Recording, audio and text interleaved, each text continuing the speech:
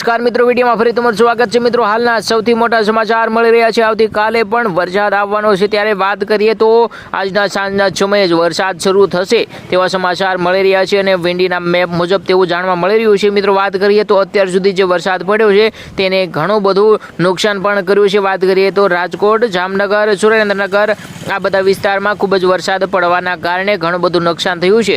વાત કરીએ તો બધી બાજુ જે વિસ્તારોના જે બસ સ્ટેન્ડ છે એ પણ પાણી થઈ ચૂક્યા છે, એના કારણે વાહન ચાલકોને ઊભું રહેવું પણ મુશ્કેલ થઈ રહ્યું છે। ત્યારે વાત કરીએ તો અમુક ટ્રકો પણ તણાઈને જતા હોય તેવા પણ વિડીયો સામે આવ્યા છે। વાત કરીએ તો જામનગરનો એક વિડીયો આવ્યો છે જેમાં 2 ટ્રક પાણીમાં તણાઈ ગયા છે। જો કે ટ્રકવાળાનો વાંક હોય તેવું જોવા મળી રહ્યું છે, કારણ કે પાણી ઓવરલોડ જતું હતું તેમ છતાં ટ્રકવાળા તેને અંદર પડે છે અને ત્યાંથી નીકળવાનો પ્રયાસ કરે છે અને એમાંથી એ ટ્રક તણાઈ જાય છે। એટલા જ નહીં, ઘણા બધા ન્યૂઝ એવા પણ આવ્યા છે જેમાં ટ્રેક્ટર તણાવવાના ન્યૂઝ પણ સામે આવે છે। મેળાઓ બધા જ સ્થગિત કરી દેવામાં આવ્યા છે।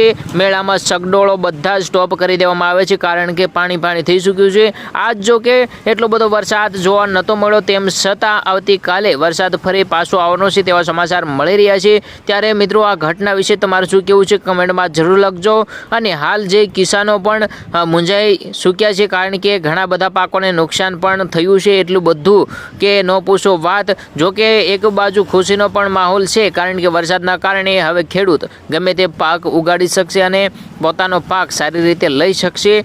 તો આના વિશે તમારે શું કહેવું છે કમેન્ટમાં જરૂર લખજો। મળીશું ફરી નવા વિડીયોમાં, ત્યાં સુધી જય હિન્દ, જય ભારત।